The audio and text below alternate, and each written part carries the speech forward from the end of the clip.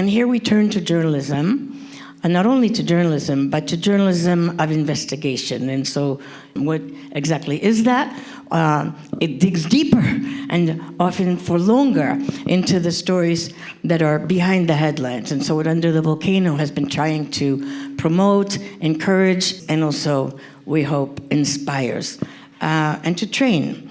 And as representatives of such an idea, I'm really, truly amazed and honored and excited to have both Gisela Pérez de Acha here, who's known as a reporter, a teacher, and has in fact led our journalism workshop in the past year, taught at UC Berkeley for 5 years in their investigative journalism program. And beside her, Garance Burke, who is a leading figure in artificial intelligence as it is applied in the newsroom, in her case, AP, Associated Press, which she'll tell you more about, I'm sure, as she's speaking, and who is also an investigator of it, the tools with which we attempt to tell them. And just to start, I thought I would check, because this is a whole different realm. It's journalism, but it's journalism as we're only beginning to see it. Not just in this century, but I mean, you could say in this decade, really, right? How many of you use ChatGPT ever? Raise your hand if you do. Aha, it's more than you expected. How many of you use ChatGPT or something like it, Genesis or whatever, Gemini, what is it called? Gemini, every day? Every day. Okay, so fewer, huh? Very many fewer. All right, this is just for them. They want to take the temperature of the room. Now, I think, again, before we go deeper, farther, we thought it might be good to have some definitions. Gisela is known as someone who uses something called OSINT, Open Source Investigation Techniques, also teaches OSINT, and what that broadly embraces, she's going to tell about. Well, thank you. I can't believe I got here just in time. How serendipitous. Una disculpa, I've been writing all day, all weekend, and I just filed my draft. Hopped in the shower. Thank you. I knew you would understand. Hopped in the shower and ran over here. So I appreciate the flexibility. I'm so glad I got here on time. And, well, it's such a joy to be here with Garance. I've long admired Garance's work, and we've stayed close friends over the years. We studied both at Berkeley. So, definitions. OSINT stands for Open Source Intelligence. And it's actually all the methods and techniques that the CIA and the FBI used to use to spy on us during the Cold War, and its enemies, their enemies during the Cold War. They realized that they weren't leveraging radio and news clips in other languages during the Cold War, so they started tuning into radio communications and reading the press in different languages, those languages that they were investigating, because it was open source. It was free. It was out there. Like, radio waves are all around us. It's the open source by excellence. After the Arab Spring in 2011, a lot of human rights groups weren't allowed to go into Syria, Egypt, Tunisia. So a lot of human rights groups, and it was in parallel with the rise of the smartphone. So people were filming on the ground human rights abuses. And human rights groups, they couldn't go in. It was way too dangerous or politically and geopolitically complicated. So what they started doing is actually taking those videos and analyzing them to be able to prove whether it was human rights violations or not. So that gave OSINT, Open Source Intelligence, a second round, a second rise, where we're using the techniques of those who used to spy on us, but now we're leveraging them for accountability and storytelling purposes. Of course, I'm not a cop, and I don't train cops either, by the way. A lot of cops ask me to do OSINT workshops, and I'm like, no, you have your own resources. You can. So I'm gonna leave it here. I can talk a lot more because, of course, when I say like human rights groups are using that video to prove human rights abuses. There's a lot of technicalities and a lot of uses, like how do you even know the video was taken in Syria and not Iraq? How do you even, and I mean, this is pre-AI, so I'm not even gonna get into the shit show that it is right now, but yeah, los cohetes. But I'm gonna leave it there. And also feel free, if anyone has like a question or like, I think we're both super informal, so if there's something that we say that you don't understand or it's confusing or, you know, something philosophical and a really good question comes up in your mind, just go ahead and ask it. Let's not wait until the end. Yeah, this is a lightning talk, and so we want to keep it lively. And so you come to us with what you're thinking, too. It is such a delight to be here. Thank you so much, Magda, under the volcano. And what a wonderful conversation to be with both of you, who's Gisela, a longtime friend whose work I've also long admired. So I just want to pick up on some of what was said in the last talks. I do think that words have power, whether they are fiction, nonfiction, or some beautiful amalgam. And so in my space, I live in San Francisco, which has been really taken over by the AI industry in the last while. And I was watching this happen and really just felt the need to educate myself so that I could really fulfill my public service function in bringing news about these technologies to a general audience. And I think that one thing that Vicente was saying was just about, you know, having the opportunity to go down paths where no one has been for 4 or 5 years. That's sometimes what it feels like covering artificial intelligence, that you're able to enter a room where no one has been. And like you were saying, Cherie, when we get there, there's no end to what we can do with it, right? And so we borrow from fiction and other genres in order to tell true stories about this intersection of technology and society. So just real quick baseline, I wrote the chapter of the AP style book on artificial intelligence. So I felt that responsibility because words do have power. For those who don't know, the Associated Press is a nonprofit cooperative. Our content is seen by half the world's population every day. And the AP style book is a kind of a rules of the road, best practices guide used by a lot of newsrooms around the world, government agencies, corporations, and the very boiled down definition that we came up with is it's an umbrella term for computer systems, software, and programs that emulate human work and cognition, that do not replace humans, but that mimic our processes.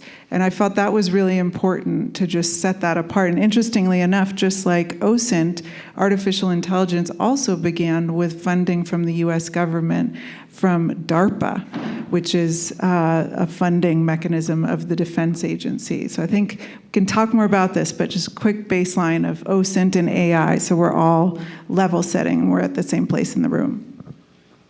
That's so helpful. I hope that's a clear enough starting point. So my next question to both of you, in either order, you obviously were both doing journalism, practicing journalism before the advent of these new tools, whether OSINT or AI, which have some overlap, I believe, right? So what's the journey from quote-unquote old journalism to the journalism that you're now doing and in which you obviously deeply believe? What kinds of pieces are you putting out, pitching and writing, and under what conditions that might not have been possible before? So we're talking about perhaps the brighter side of these technologies, and we will also arrive at some of the more demonic potential that they have. I love the word demonic, for sure. So I think I've been lucky enough that I started doing journalism at the same time that I started doing OSINT. So, because I used to be an activist before. And you are a lawyer. I'm a lawyer by training. I used to do digital rights activism. Got horribly bored with it because being an expert is so boring. It's much more interesting to not know anything and ask experts what they think, or interview conservatives about their view of the world or extremists because they ended up in prison or anything. So I did this career switch, and I actually got into OSINT because there was a really big earthquake that I'm sure some of you are going to remember in 2017 in Mexico City. Horrible earthquake. I used to live in Roma before it was cool, and it was completely just wiped out. And there was a lot of misinformation. Fake news started to be a thing before Trump co-opted the term. And there was a lot of misinformation of what was actually happening. So I ended up setting up a collective of 500 volunteers in Roma that would take their bikes and would go fact check things and report back to me. And we would tweet it. We talked to Twitter. Back then, Musk hadn't ruined Twitter. So we talked to Twitter, and Twitter was like, we'll prioritize you so that all your information is real time and that algorithms are not bumping something up that is from yesterday just because it has a bunch of likes. So we were in really close touch with Twitter, and what we were doing is that we were publishing. First, it was the buildings that were collapsed, and then it was the resources that were needed to pull people from underneath the rubble. It got more complicated as time went by. I think we even asked for a cortadora de diamante. I don't know how you say that, like a diamond cutter, because something needed to be cut to get a guy from underneath who had been stuck there for 8 hours. Like, how on earth do you get a diamond cutter? So we became the most reliable source of information.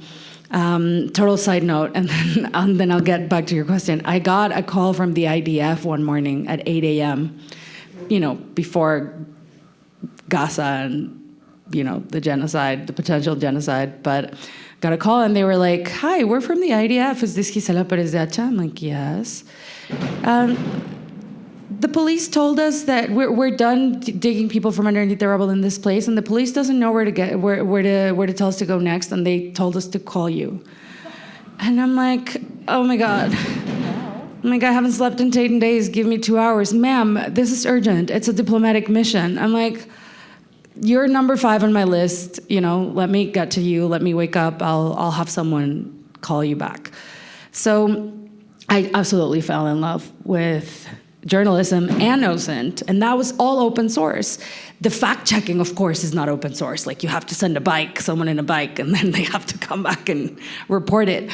But the way that we structured ourselves to communicate and how we got and debunked information was open source. So then I went to Berkeley, and I met Alexa Koenig at the Human Rights Center lab, and what she's actually doing is the exact same thing, but in war zones, legally. So they would, let's say, take a video or a photo of Syria, bombing in a hospital in Syria back in the day. So we would use satellite imagery from Google and other satellites to figure out whether that bombing had actually taken place where they said it had taken place. And from the satellite, you can tell the shape of the building, the trees, the mountains in the back, and that's how we verify. And then we use the shadows of the poles and the trees to figure out when it happened. So it gives you not only a time, but it gives you a place as well. So I got lucky enough that I started doing both at the same time, and I think it's very fair to say that I'm one of the few people in the world who have those two things ingrained as a whole, because people are either reporters or OSINT experts. It's really hard still to weave in both. I want to ask you, can you, before you get on? So in a way you got in, as you say, you're sort of on the very beginnings. Part of it sounds really, really ancient now. People going around on bicycles and bringing back testimonial evidence of something that's happening, whether it's their own accounts or photographs. Where has that taken you? I'm asking, thinking of OSINT, it took you to journalism school, clearly, right? It took you on that path. In terms of the pieces that you would write, based on that, how has OSINT evolved in those, what is it, almost 7 years? It's not that long since the earthquake, right? Yeah. 9. And in terms of your own projects? So I'm too sensitive for war reporting. Most of my colleagues at OSINT do horrible war reporting and see horrible things because it's unfiltered. There's a bombing. If there were a bombing right now and we would all take video, it's totally unfiltered. The blood, the pain and everything that happens, and I just couldn't.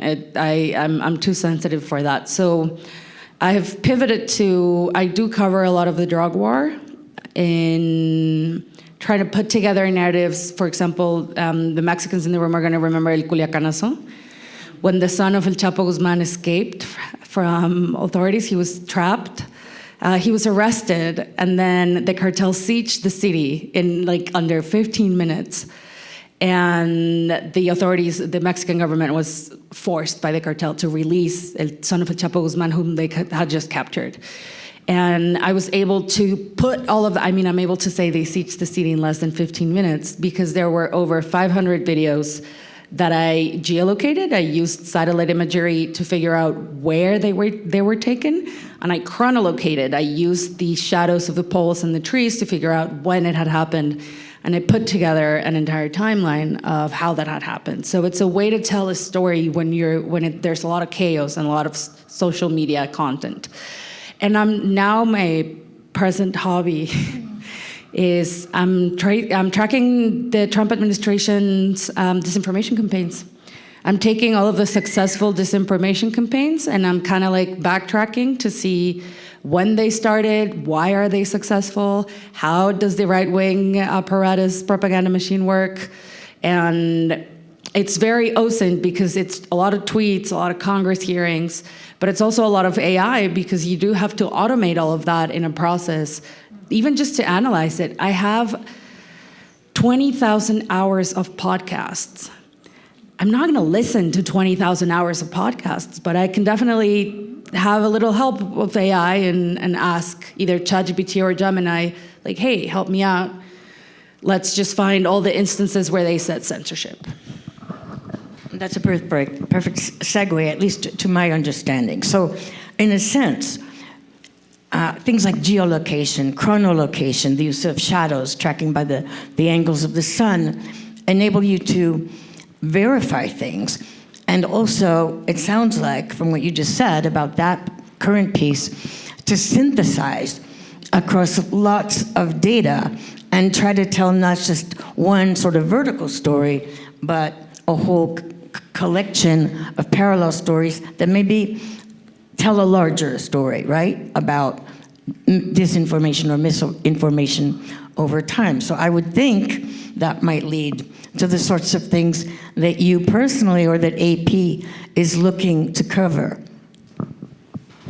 Yeah, absolutely. I think both of these flanks of journalism really build from the rich tradition of data journalism and, investigative techniques that have evolved over the years. And I love that you mentioned 2017 because I was here riding around on a bike in the Roma and following your feed. I don't know if we've ever talked about this, but I was sent by AP to cover the Sismo, and so was, similarly riding around trying to confirm where buildings had fallen. And so I was following your feed, and then what I was able to do at that time as investigative journalist was to go deeper, right? To request the documents that showed why certain rules had not been followed for structural integrity for the building where all the children died at school and others, get exclusive data from a Stanford professor that showed exactly how this had all happened over time, et cetera. But really at that point, my job was still confirming facts and then building out a bigger narrative using pretty traditional investigative reporting, data, documents, et cetera. I think what's changed since then, and you mentioned the IDF as well, is that these models have become so sophisticated and so embedded in all of our daily lives in that short amount of time since 2017. AI models decide sometimes which children are taken from their parents' homes and sent to foster care. They decide, what feed you see on your social media platform. They decide how people's faces are matched now by ICE and who is taken into federal custody by the US government. And they decide, in part, how the IDF was targeting who should be bombed in Gaza. And so I had the great fortune in 2019, 2020 to have a fellowship where I had a year out to get extremely nerdy. I think we both share that. And take programming classes and think a lot about this intersection of AI and our daily lives, and how to lead reporting that would elucidate for people not always a dystopian future, but the very specific ways in which these technologies are embedded in all of our lives. And my hope has really been to empower not only journalists, but our audiences to see that, to really visualize what is meant to go unseen. And so I think it's that area where journalism is different from other literary forms, is still very much in this public service function. Not to say that we don't borrow from those other forms, but I would hope that the work also then animates other ideas of possible futures where these technologies can be used by people embedded with their own values. I have a follow-up question because I can't help myself. You're talking a lot about models. Can you explain us what a model is and how does it work? And how do you even, and I guess this is the journalism question of the million, and I've been dying to ask you, how do you even investigate an AI, what does that even mean? It sounds so abstract. I don't know how ChatGPT works. I just put a prompt and then something comes out. Well, it's not rocket science. Let me tell you, if I can do it, everybody else can too.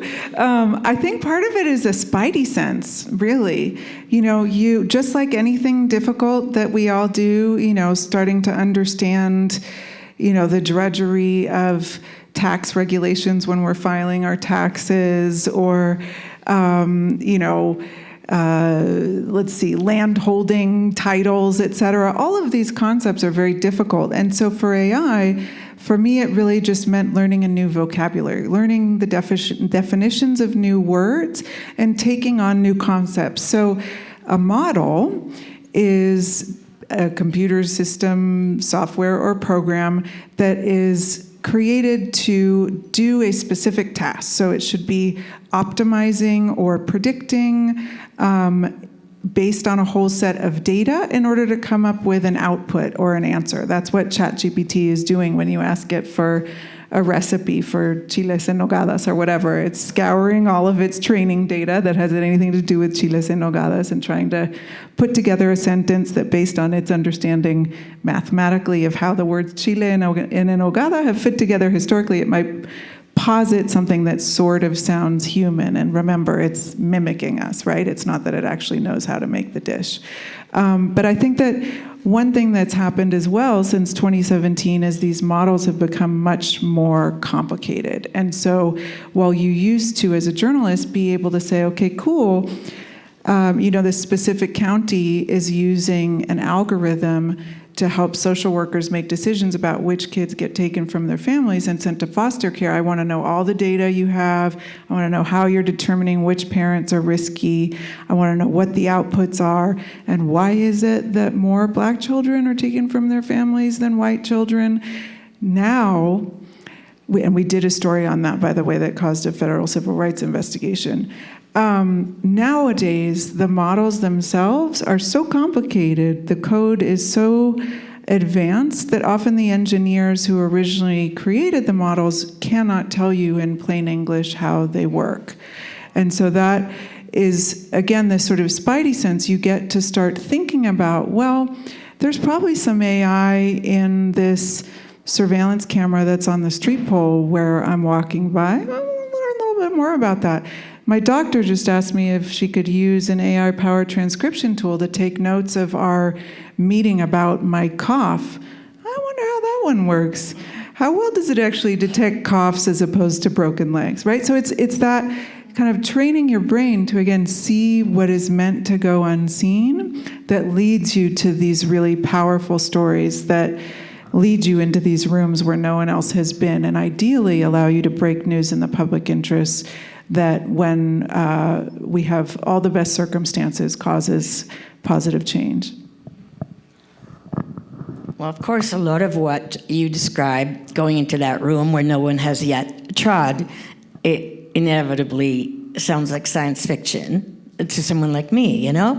It's utterly fascinating, and most of us won't have the opportunity to spend a year at Stanford, or maybe the brain that you have to make the best amazing use of it. So I guess one of my questions goes back to something we were talking about the other day when we brainstormed a bit about this conversation. You've used the phrase that there are pieces that maybe have an AI spine, but the piece itself has a shape, an intent, and maybe it's the public interest intent that will require the use of AI, and you might not have even thought of carrying it out were it not for your knowledge of AI. So I was wondering, for example, this might not be the right example, but you talked to some extent about roads, inland roads and highways in the United States that are now having the installation of license plate readers, which we've all heard about that at the border. There's technology that reads license plates, also does facial recognition, and it's used within a specific strip that the United States has identified as the border. So just, wondering what prompts you to take on a piece that's so large, so ambitious, and then the uses of the technology, and in a way, you're using the technology to investigate that technology. So I think that could be of interest to people here.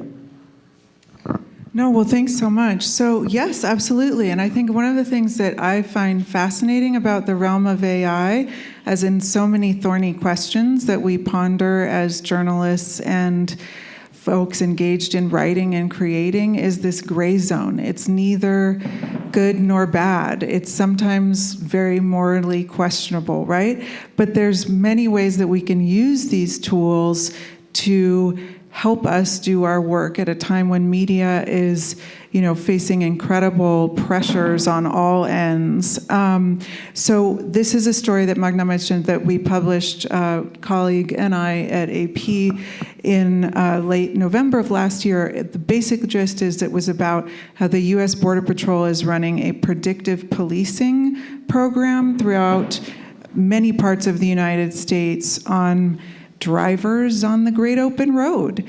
No particular distinction between anyone's citizenship, but certainly this predictive policing program, which is based on automated license plate readers that can follow where your car has been and is going, has been growing over the years, and certainly has been part of this broader immigration enforcement push by the Trump administration.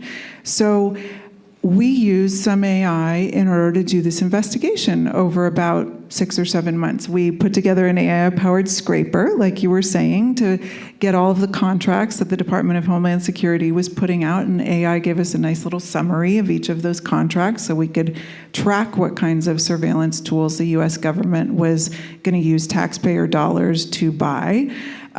We have also been monitoring certain podcasts and getting that audio and summaries of the audio as part of this broader mass of data that we then analyze. And with each of those instances, we're checking to make sure that these summaries are accurate, because sometimes the models hallucinate, right? So there's always a journalist who is overseeing that process.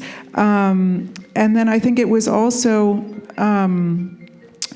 important for us to be able to look at some of the government's own descriptions of their use of AI. And again, that just spidey sense of what was problematic or what wasn't helped us, again, to then pick apart, after we got the AI summary of the documents, where to go deeper. But one other thing I'll say is that, again, in the effort to bring forward to the general public how these things work, we got some documents from the state of Arizona that showed us exactly where these little license plate readers were sitting on roads across the state. And so then my colleague Ross Franklin went out and took photographs of all of them.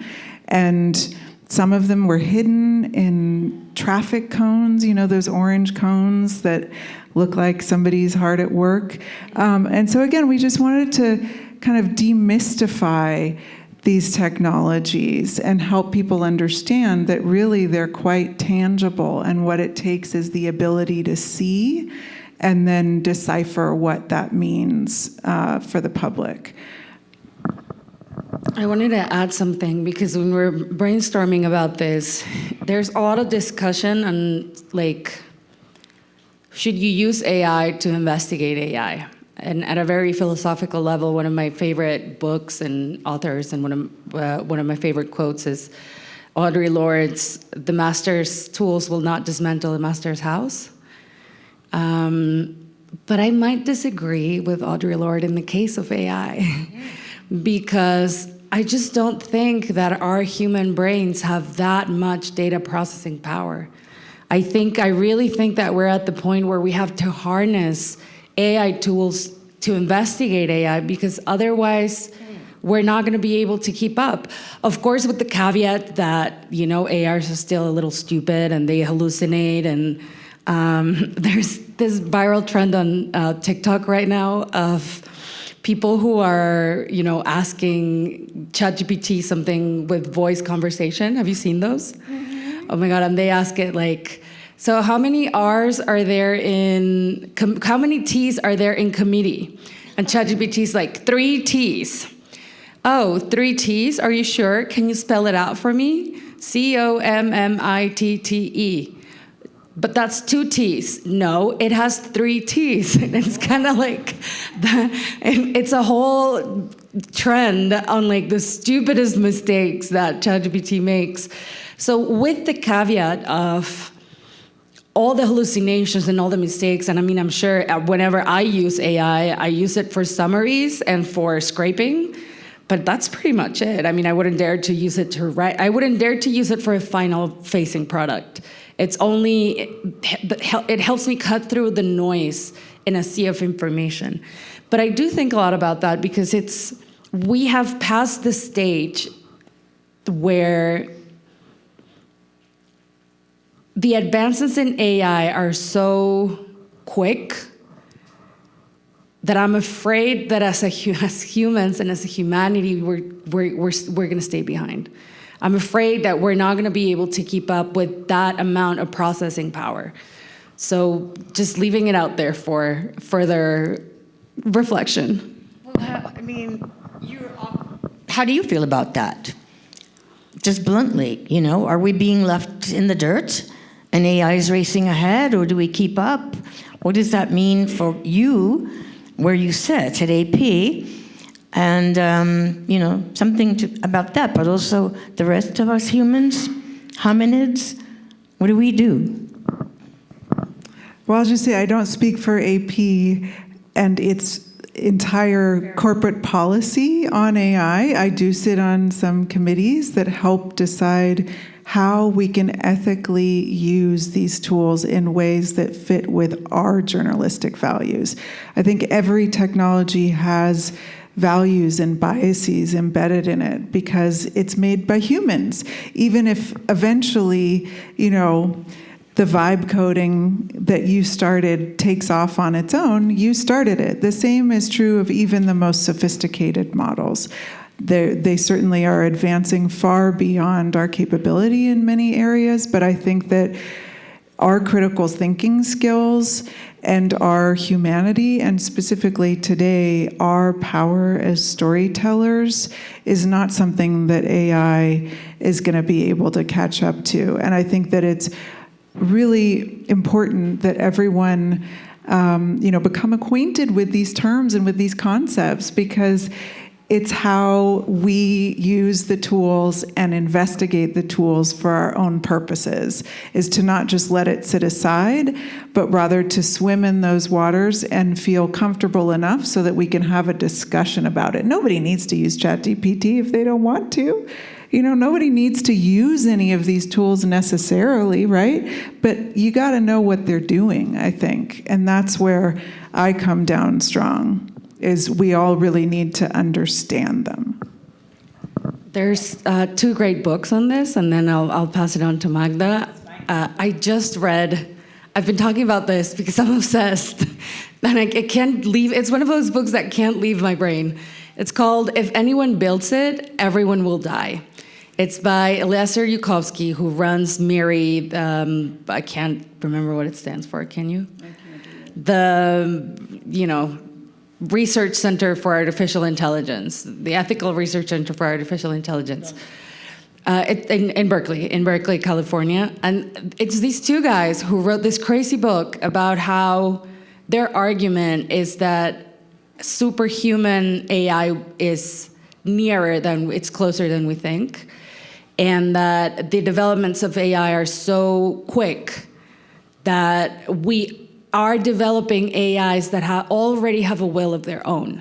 And this is called an alignment problem. Like sometimes you program the model, you program the chatbot, whatever, and then the chatbot starts doing things by itself. And they cite several studies where in one of them, for example, they wanted to close the model. And they told the model, we're going to close you, we're going to update you, basically we're going to kill you. And the model read all the emails of the engineer who told him that and started blackmailing him because he was having an affair with one of his colleagues. You're not going to kill me. You have to. So when I started that book, I was really skeptical. And they have a terrible podcast with Ezra Klein that it's a total disservice to their book. But I think it's a really easy book to read. It's a little on the dystopian side, but I think for the science fiction writers are going to love it because it really breaks down and explains a lot of really complicated things in metaphors, and it cites a lot of the studies that have been done recently on the alignment problem. And I'll just jump in because I have to. I think that it's also, again, as somebody who deals in facts and who is used to reading endless numbers of press releases from Silicon Valley companies full of superlatives that this is the first and the best and the biggest and the brightest, it's important to note that this idea of machines taking over humans, which, by the way, as a species, we've been fascinated with for decades, right? This deadline for when the humans overtake us keeps moving, right? Not always. No, it was supposed to happen last year and it didn't happen. So I think it's also important to keep some skepticism about what is company PR and hype that's meant to excite investors is really powering the stock exchange right now, and are talking points that tech executives are bringing to the Trump administration in trying to avoid regulation. So I think it's a yes and, which is, again, why this realm is so fascinating and why I think everyone should start trying to just get a little bit more familiar, because you will find yourself in that gray zone, which is a rich zone to inhabit. I love when someone can disagree, because we've been talking about this for a couple days. And I mean, of course it's true that it's a PR stunt to say that our machine is so powerful and everyone should use it because it will take over the world one day. I totally and absolutely acknowledge that. But it's still a good book. I don't know if I've bought the argument. It's still a good book, and I don't know if I have bought the argument. I think the alignment problem is the one that worries me the most, because we've started seeing it throughout in several studies. The AI, just to, how do you say it in English? Anthropomorphize it? Anthropomorphize it a little bit. The AI doing things on its own and having a will of its own, but can you even talk about will?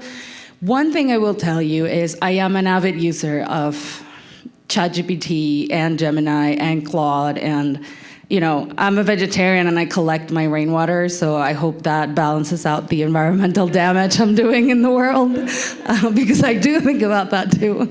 And one of the small things, resistant things that I've been doing is trying to insert prompts into ChatGPT for it to not treat me like if it were a human.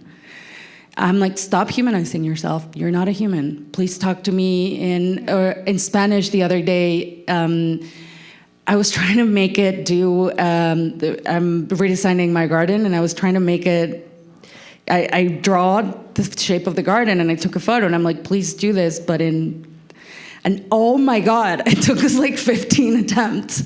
And then I was like, ugh, you know what, never mind. And I was like, it was using female terminology in Spanish to refer to me. And I'm like, why are you referring yourself as a female? And ChatGPT was like, because I mirror my user. And I'm like, well, please don't do that. From now on, please save on your memory that you don't have to mirror me. Like, trying these small things so that I don't take ChatGPT as a person. I don't ask it for advice in my relationship. I don't do therapy with ChatGPT. I use it primarily for research. I have certain privacy guards. For example, the other day I had a horrible cough and I needed to know what ChatGPT thought. I'm like, a friend has a terrible cough. Because I think we also have to be aware that all this data is building a profile on us.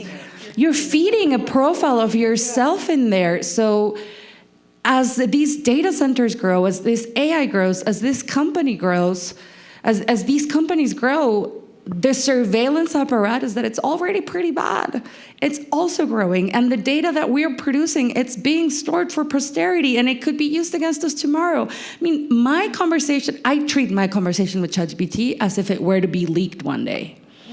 Because it will, and I assure you, right now, one day there will be a huge breach. Oh, there already was, no? Yeah, there already was. Thank you again. Thank you again.